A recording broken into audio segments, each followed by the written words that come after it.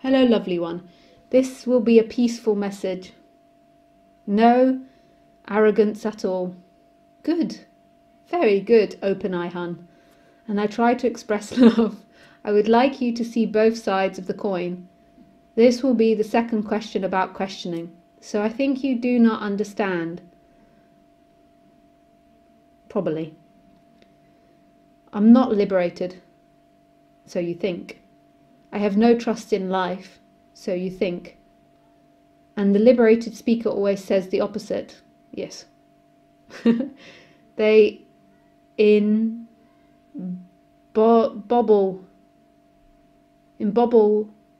me to trust in this. Yeah, I would just replace embobbled with they encourage me to trust this. And you are one of them. Actually, you seem a very ideal piece of the speakers to me. You seem a very ideal piece of the speakers to me. Well, I try.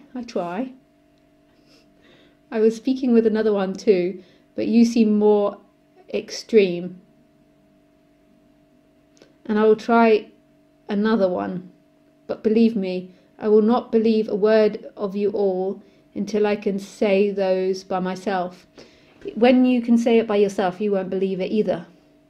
You'll see that there's no belief in words.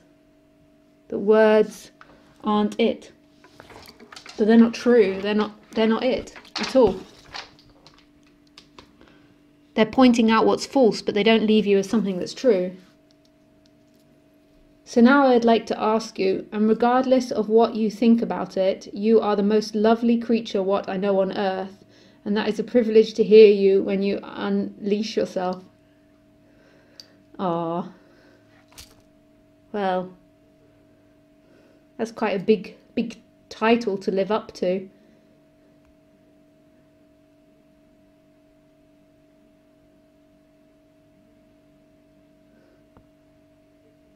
I keep trying to record myself angry, but I live alone and I just can't find myself getting angry. I think if I were to live with someone, I would get more angry.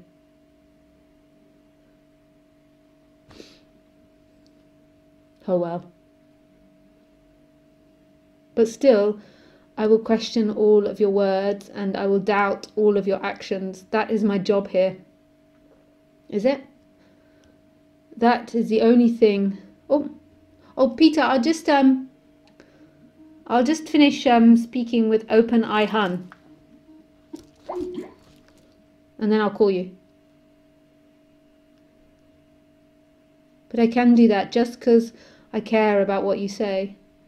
That is the only thing what's the separate can do. Anyway, yes. And believe me, I always jitter and cheer for you. I know, Open Eye Hun. I know I can be harsh on you. If you will win... Oh, I'll call you in a minute, Peter.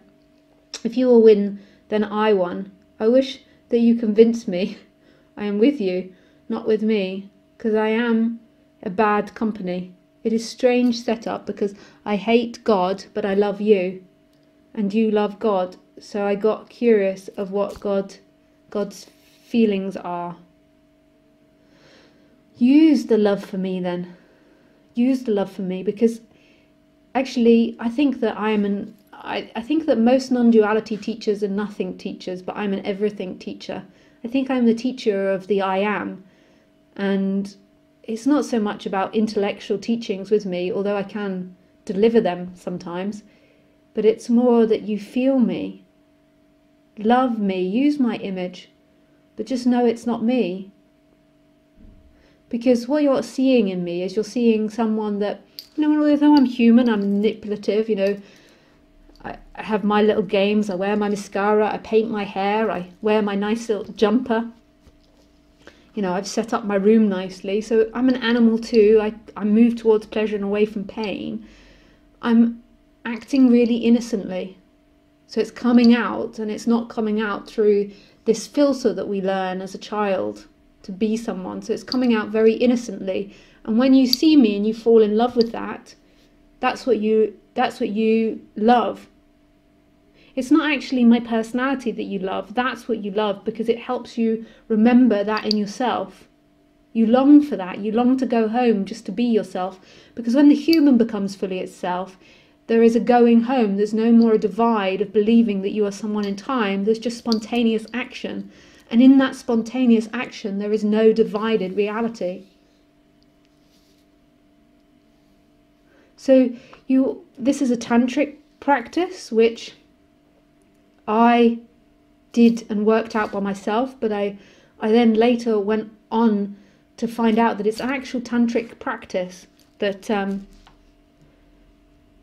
they use, and it's not really a practice because there's no one there to practice it, so you can't really say it's a practice. It's simply a description of what could happen. So I will describe what could happen, and maybe your body mind mechanism will take it on.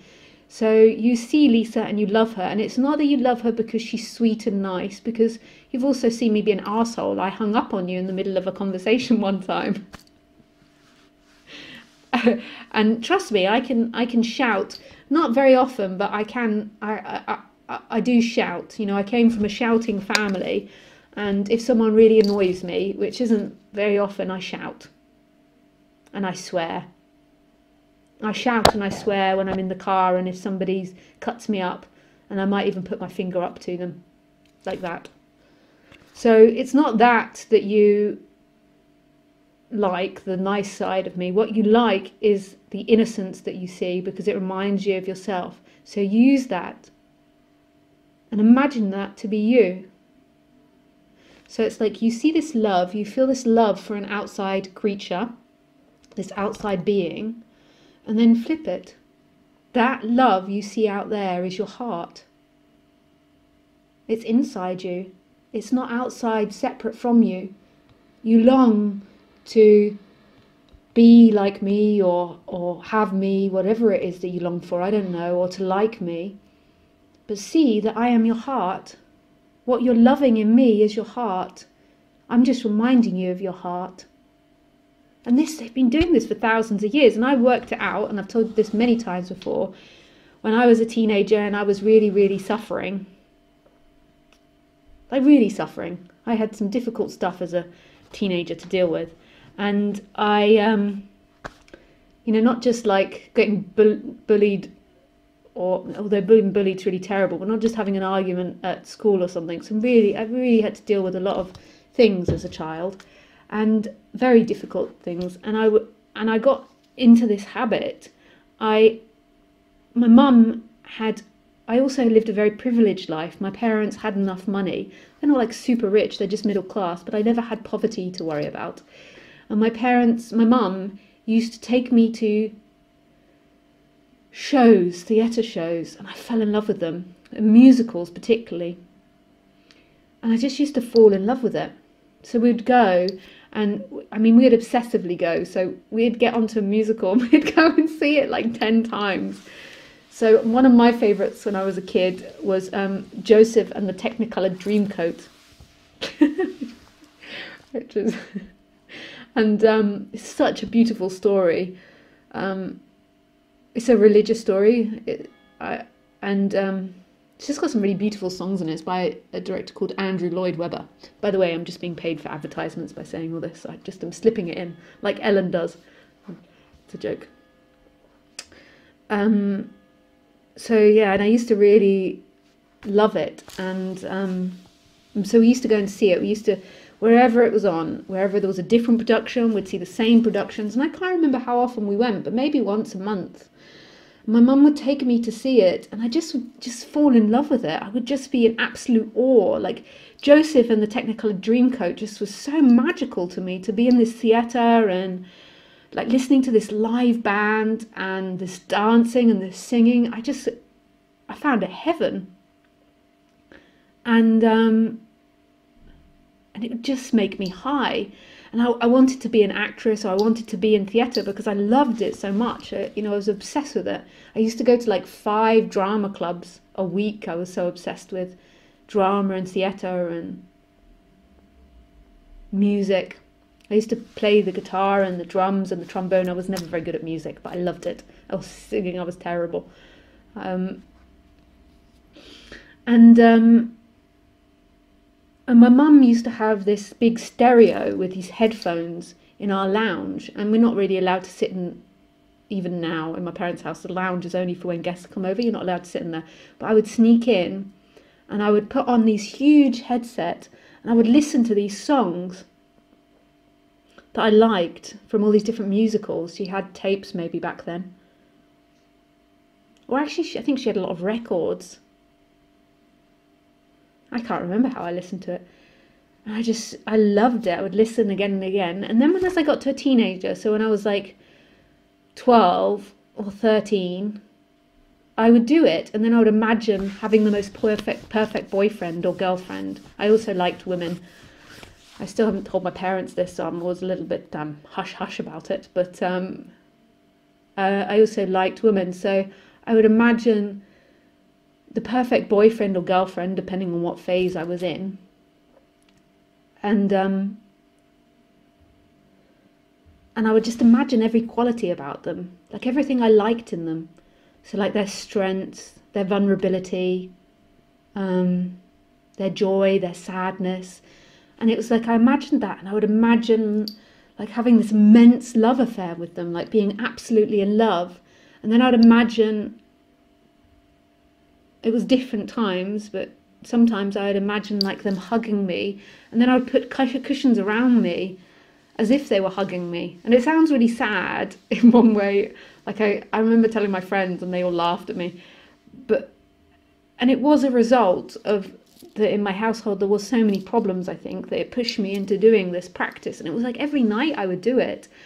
And then what began to happen, which was already happening when I listened to music and when I listened to music, listened to the musicals, is I began to feel complete. And the more and more complete I became with this person that I imagined, it was like I just expanded into this love. And then suddenly there was no more me loving anything. There was just this expansive love. And through that, I actually think it then most probably went on to screw up all my relationships because I didn't understand it. But through that, I knew that the lover was never outside of me. I knew, because I remember thinking, well, and this was without any spiritual teaching, but I remember thinking, well, the love is inside me because I can experience the love without them. So that love I want from them doesn't belong to them. So I knew that. And then also what it did was actually when I had the relationships, they were a disappointment because I knew what love was. And I couldn't find that in a relationship.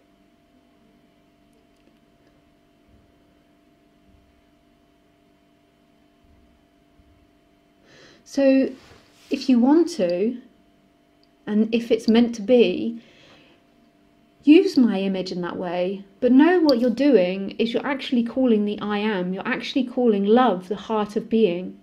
Because there's you that feels like it needs completing by the other. Or there's you that imagines your love is outside, and you just use that and you see that is you, that's your essence. It's this divide, this illusion that's made it feel like you're not that love and the love is outside of you, which isn't true at all. You are that love. And I'm happy to be used like that, but use it with a responsibility like that. Like that also means that you don't attempt to come and have a relationship with me, because that's got nothing to do with it. It's not, like as soon as you're attempting to keep me, you'll lose that love. Like it's not me, my physical form, that you're falling in love with, it's your essence. But if my form represents that to you, then use that form. And you'll glow. And you'll start remembering it's your heart. I just represent your heart in the dream. Not because I'm cute or because I got cute as in, like cute means different things in different language, but cute because of the personality or because of the way I look or because of the way I dress. Even though your mind might say it's that, that's not it. What you're remembering is that innocence. Because when I'm not cute, and this is why I really want to show you me being angry, you'll see the innocence in that anger, and you'll see it's not to do with the personality. It's not to do with being perfect or not being conditioned or not having these feelings. It's to do with me reflecting back to you that stillness, that essence of what you are, this empty looking, this looking that knows everything, and then this love of being, this presence, this isness. They're both combined actually, they're not separate, but sometimes they talk about them as if they're separate. And I think I've just come to the absolute surrender that I'm a love teacher, an everything teacher. I think Lisa has been a little bit afraid of being that teacher, because I think that's the most intense teacher. The nothing part is intense, the seeing of the nothing, but the actual explosion of that love into everything, that's the crazy part. It's so beautiful though.